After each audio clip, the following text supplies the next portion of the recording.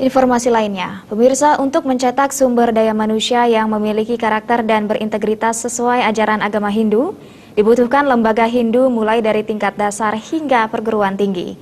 Demikian ditegaskan anggota Komisi 10 DPR RI Wayan Koster saat menjadi pembicara pada seminar peran alumni perguruan tinggi Hindu yang diselenggarakan Ikatan Alumni IHDN Denpasar di Gong Resto, Kertelangu, Sabtu lalu. Saya minta supaya ada lokasi khusus. Mewujudkan lembaga pendidikan berbasis Hindu memerlukan perjuangan yang cukup berat. Hal ini diakui anggota Komisi 10 DPR RI Wayan Koster. Menurut politisi PD Perjuangan yang akrab disapa Koster Bali 1 atau KBS ini, tantangan berat itu termasuk memperjuangkan anggaran untuk memperkuat basis agama Hindu. Undang-Undang Nomor 12 Tahun 2012 tentang Pendidikan Tinggi, pada salah satu bab mengatur tentang rumpun ilmu keagamaan, namun hanya agama Islam saja yang diatur, padahal agama yang lain juga memiliki ilmu keagamaan.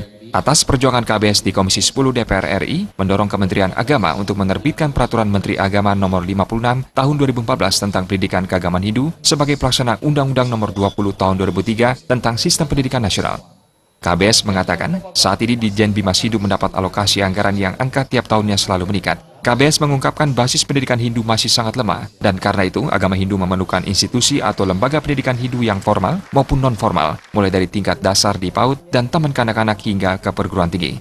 Untuk itu, KBS sebagai Ketua DPD PD Perjuangan Provinsi Bali mendorong kepala daerah khususnya dari PD Perjuangan untuk melaksanakan pola pembangunan nasional semesta berencana dengan memasukkan sistem pendidikan Hindu dalam bidang prioritas adat, budaya, dan pendidikan. Kepada IHDN dan juga Ikatan Alumni IHDN untuk aktif bersinergi bersama pemerintah daerah dalam membangun lembaga pendidikan Hindu. KBS juga akan memperjuangkan aspirasi dari Ikatan Alumni IHDN terkait keinginan IHDN menjadi universitas. Ketua Alumni IHDN Imade Adi Surya Pratnya menyatakan sangat mengapresiasi kepada KBS atas perhatiannya terhadap dunia pendidikan khususnya pendidikan Hindu.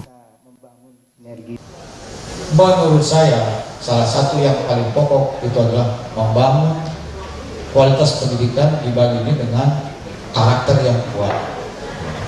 Selain berkualitas, adalah punya integritas. Kalau berkualitas sudah kurikulum umum dia, matematik, fisika, kimia, biologi, apalagi nggak tahu lah bahasa-bahasanya itu. Tapi di luar itu untuk menjadi manusia yang berintegritas, agama butuh yang kuat. Kearifan lokal butuh budaya. Ini kita perkuat. Bapak Koster tadi menyampaikan begitu banyak sekali pandangan-pandangan beliau terhadap IHDN. Beliau konsen sekali untuk bisa adat, konsen masalah budaya, konsen masalah agama. Jadi adat, agama, dan budaya ini yang beliau tekankan.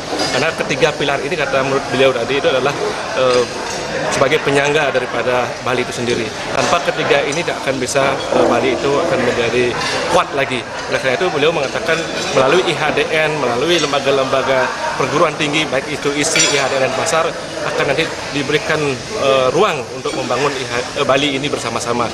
Pada kesempatan tersebut secara terbuka, KBS menyatakan akan maju pada pemilihan Gubernur Bali tahun 2018.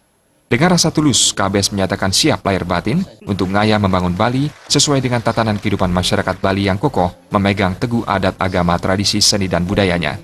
Tim